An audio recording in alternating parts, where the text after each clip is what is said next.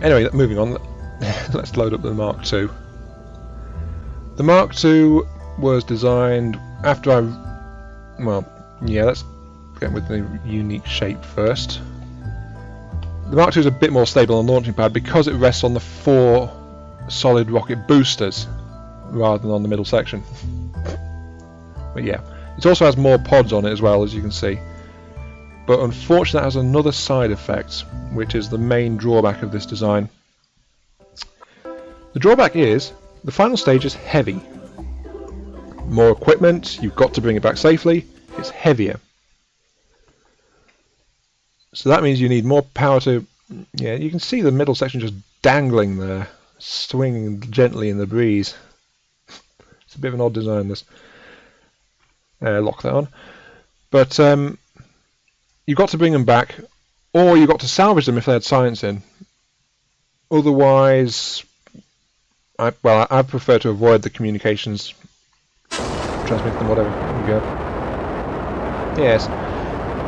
This encountered the other main problem with early craft in career mode. It is too powerful, too heavy and too powerful, much too powerful. It does look rather nice from in the rear view though, if you look at it, so a bit like a Catherine wheel.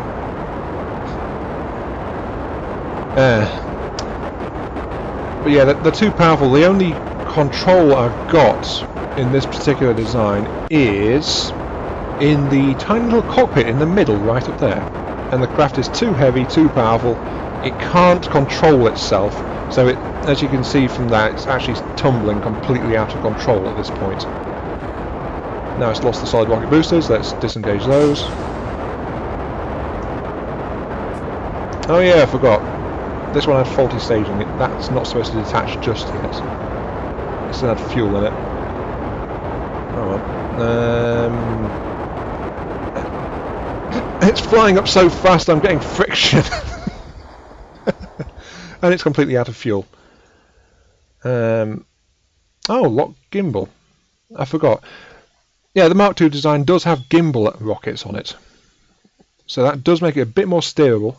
I should have really throttled back when the solids ran out, but as you saw, faulty staging, it detached the entire booster section, leaving just this final stage behind. Where's it going? It's going to land on a mountain.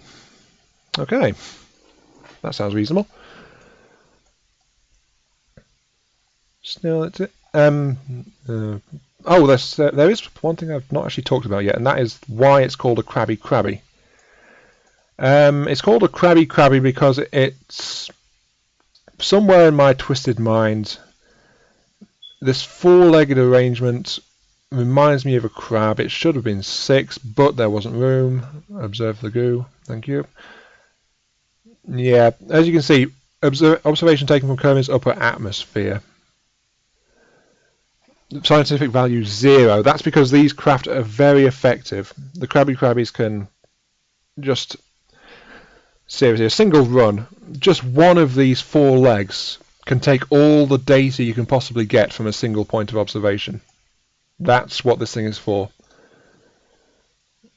It's to make as few trips as possible and get as much science as possible. It's all for the science. And this thing's going to crash horribly. It's actually gone quite high, but still. Should I observe another goo pod? What have we got? Very cold. Okay, I've not got it in space. Might as well keep the data. There's no point. I won't actually get anything from it. Oh, yep, in the atmosphere it's starting to tumble a bit now. It's burning up. Bill's screaming his head off, but don't worry, Bill. This thing is actually quite safe. Mind you, I said the other ones were quite safe as well, and you saw what happened to that. It kind of tore one of its legs off and destroyed its engines. But yeah, this thing is just too heavy to really try to flip itself over on its own internal inertial system.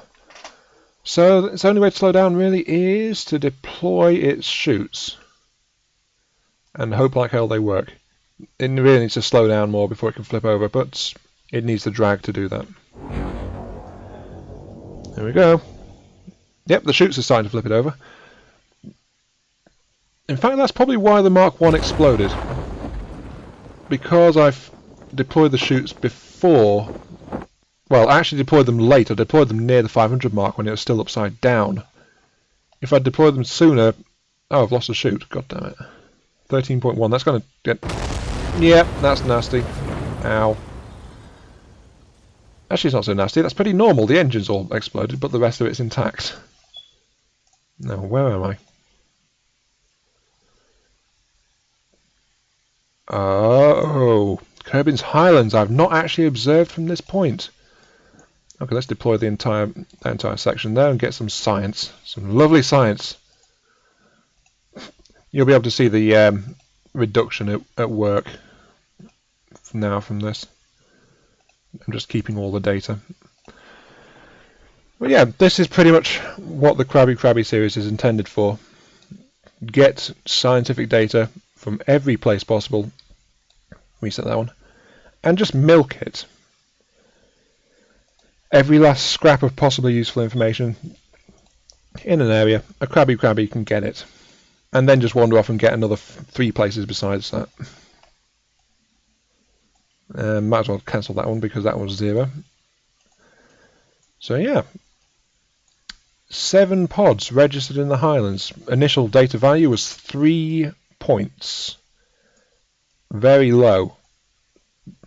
Observing from different locations on Kerbin's surface is very, very low, but unexpectedly I've got some profit from this flight, rather than just showing off how my rocket can flail around like a mad thing.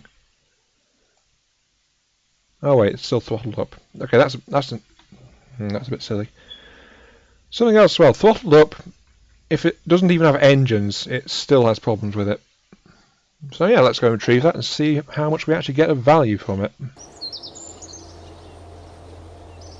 Tracking center. I'm pretty sure there's a shortcut for ending mission properly, but yeah. Oh, do you want to recover it? Yes, let's see. 5.4, science 42. That actually nearly brought me to my goal. Very nice.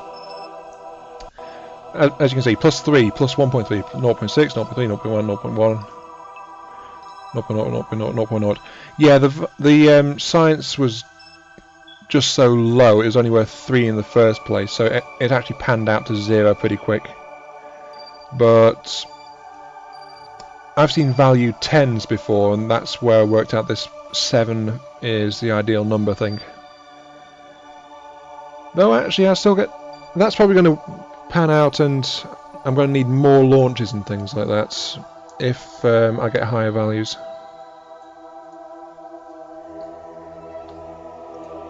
Yes, or just floating in the sea over there.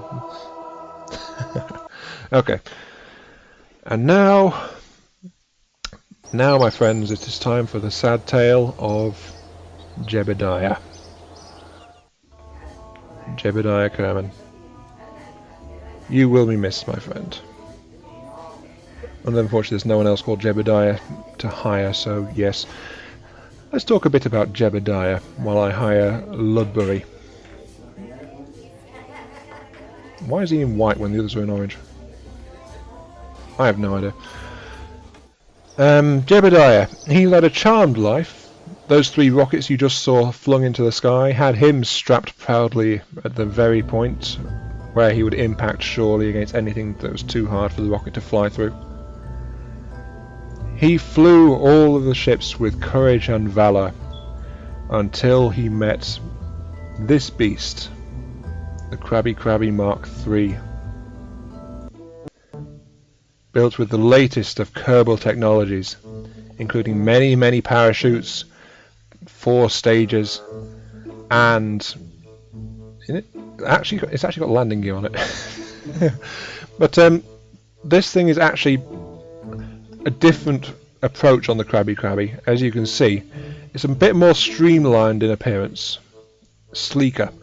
It is also much lighter in its final stage because most of the science equipment has actually been taken off this one. That's because this thing is designed to try to get into orbit, so it can only take 2 full sets of data. That's because a total of 16 observation pods compared to it was about 34 on the Mark II. So yeah, I think you can see where the weight has been saved on this.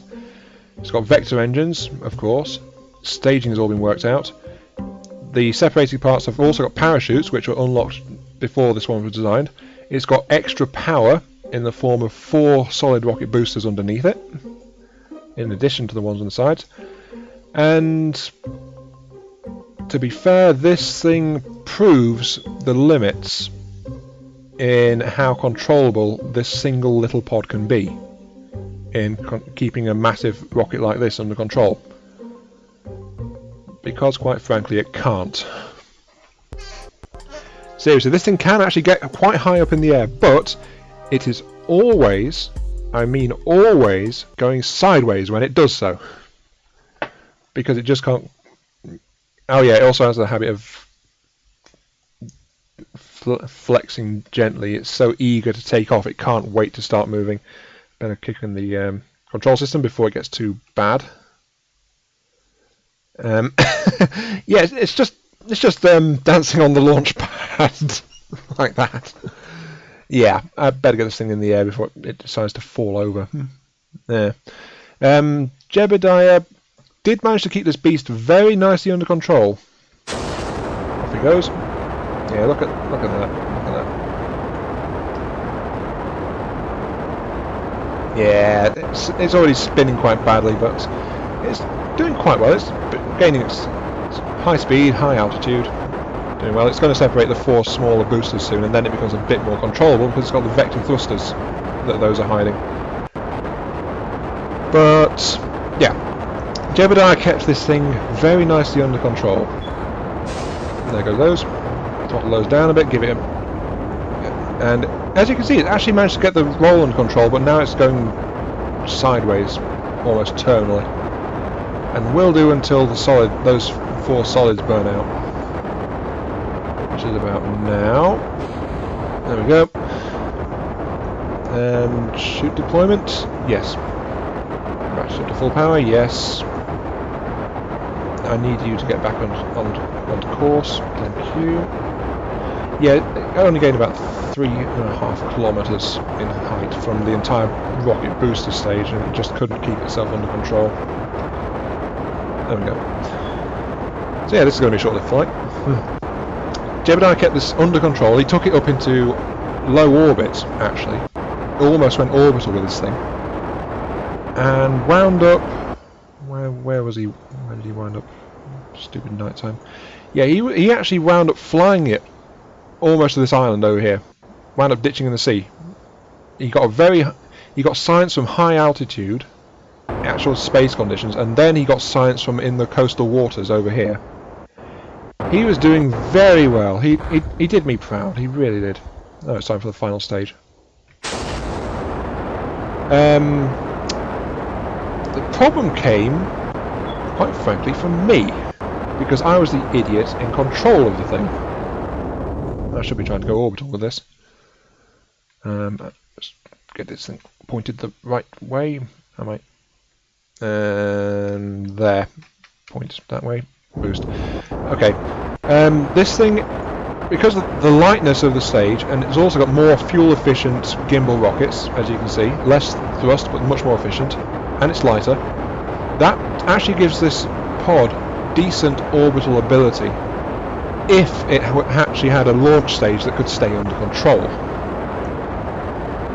But when this thing splashed down in the ocean with Jebidiah at the controls all the way over there, I'm going a completely different direction this time because it's a bit random on launch. When it did that, I thought, hooray, I've got this thing done, I've got a load of science, and oh look, I've still got about... Actually, I had about this much fuel left in the tanks, about a quarter. So I thought, I wonder how high I can get this thing before the tanks run out. Yeah, I had landed, and I thought, let's see how high I can get this thing on what fuel is left. I was such an idiot. Because obviously, since I'd already landed, I'd already used my parachutes. They were gone. I had nothing to cushion the landing. And I think you can see guess what happened next. I went up in the air, And then at the peak of the flight, when the rockets cut out, I suddenly realised, oh god, I can't land this thing. And so I watched Jebidiah plummet to his doom. Yes, I killed Jebidiah. And I'm rather unhappy about it. Especially since this is actually the safest Crabby Crabby that I've yet made. This one can land. It's lighter than the others, it lands slower than the others. It can land without taking any damage whatsoever. And I went and did that to it. Yeah. Jebidiah's death is on me. How high are we going to get? 77 kilometers. If I had fuel left, I could turn that into an orbit. A very messed up orbit, but still an orbit nonetheless. Oh well, speed it up.